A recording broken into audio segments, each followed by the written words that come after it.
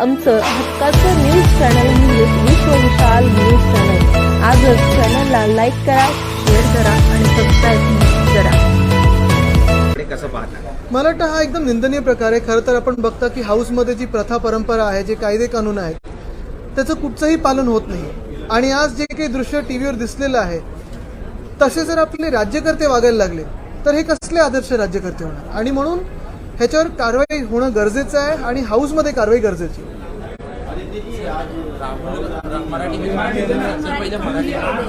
राहुल गांधी यांच्यावर कारवाई झाली आहे. खरं तर गिरती आले, त्याच्यानंतर शिक्षा गेली आणि आज लोकसभेमधून देखील निलंबन. कसं बघता? निलंबनने मला वाटतं डिस्क्वालिफाय केलेलं आहे. आपण पाहिलं असेल पक्षप्रमुख उद्धवसाहेब ठाकरेंची देखील प्रतिक्रिया आलेली आहे आणि देशात अनेक वेगळ्या वेगळ्या राजकीय नेत्यांची प्रतिक्रिया जशी आलेली आहे, तसंच सामान्य नागरिकांचं देखील प्रतिक्रिया येत आहे. सगळ्यांनाच धक्कादायक आहे की अशा एखाद्या केसच्या ह्याच्यानंतर तातडीने एवढं डिस्क्वालिफाय करणं हे गरजेचं होतं का? म्हणजे त्यांनी अपील केलं असेल, त्या अपीलसाठी थांबणं गरजेचं नव्हतं का? आणि मुळात हे आम्ही जे सतत सांगत आलेलो आहे की लोकशाही धोक्यात आहे. आजचं पाऊल हेच दाखवत आहे की लोकशाही संपत चाललेली आहे.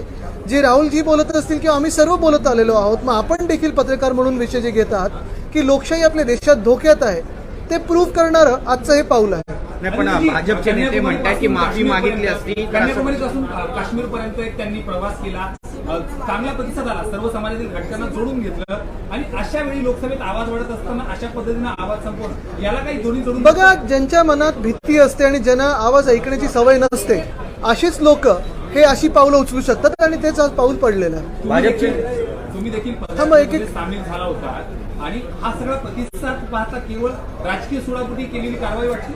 ही कारवाई मी नुसतं राहुल गांधी एवढ्याबद्दल सीमित ठेवणार नाही किंवा एका खासदाराबद्दल सीमित ठेवणार नाही.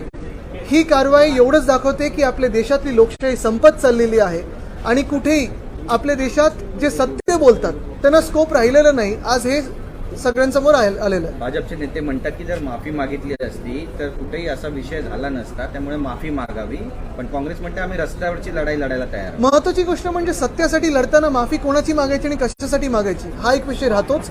आणि दुसरं म्हणजे जर माफी मागितली नाही तर डिस्क्वालिफिकेशन पर्यंत पोहोचायचं का? लोकशाहीचा खून एवढा करण्याचं आज जो काही आपण बघतोय, जे एक मोठं षडयंत्र रचलेलं आहे, ते सिद्ध होत आहे. आम्ही जे सतत बोलत आलो ते. आणि म्हणून मी हे सतत सांगेन की हा विषय आणि आम्ही जे आज रस्त्यावर आलो ते नुसतं राहुलजींसाठी नाही, आज नुसतं एका खासदारांसाठी नाही, तर देशातल्या लोकशाहीसाठी ही धोक्याची घंटा आहे. आदित्य जी हिंदी में बताइए कि आज जो उनकी सदस्यता गई है उसको लेकर क्या कहना है आपका? वो जो कोर्ट का जो निर्णय आया उसके बाद लोकसभा की सदस्यता उनकी रद्द हुई है. यही बात रहती है कि ये जो पूरा निर्णय है और जो हम एक बहिष्कार करें या इस निर्णय को विरोध कर रहे हैं, इसीलिए करें क्योंकि ये सिर्फ राहुल जी के बारे में नहीं, राहुल गांधी एक व्यक्ति है, एक लोकसभा सांसद के बारे में नहीं, लेकिन जो हमारे राज्य में और हमारे देश में लोकतंत्र को जो धोखा निर्माण हो रहा है उसी के बारे में हम बात करते आए हैं. और वो आज सिद्ध हो रहा है सबके सामने कि हम जो बातें करते आए हैं वो तो प्रूव हो रही है कि लोकशाही को धोखा है, लोकतंत्र को धोखा है, हमारे संविधान को धोखा है. ये बात आज साफ हुई. क्यों उनको रिस्पांस मिल रहा था भारत जोड़ो यात्रा में, कहीं ना कहीं उससे डर के इस तरह का एक्शन लिया गया है, क्या लगता है? डर तो अच्छा ही होता है, क्योंकि जब सरकार के मन में डर होता है तो ऐसी कार्रवाई होती है. लेकिन अगर हमारा देश सचमुच अभी लोकशाही के तरफ बढ़ता होता होगा तो ऐसी कार्रवाई नहीं होती. अगर आप देखें तो आज जो हुआ है वो लोकतंत्र के खिलाफ है, हमारे देश के जो सिद्धांत है उसके खिलाफ है.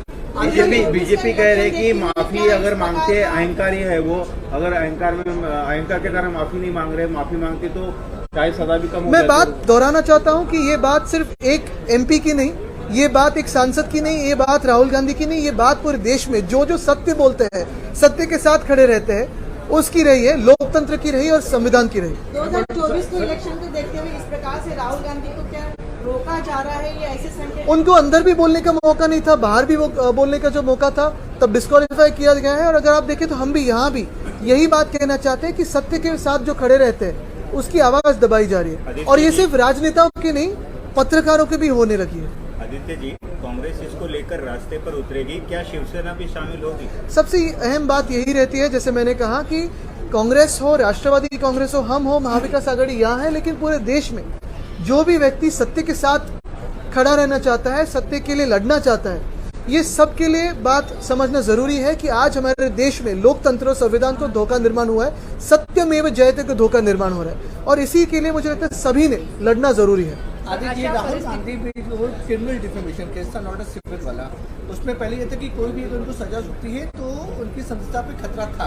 कांग्रेस की ये कहना है कि सेशन कोर्ट नहीं गए, हाई कोर्ट नहीं गए, सुप्रीम कोर्ट नहीं गए और ये डिसीजन आ गया है। बिल्कुल, लेकिन अगर ये डिफेमेशन पे ऐसे बातें होने लगी, सांसद को ऐसे होने लगा, तो आप और मैं तो क्या है फिर?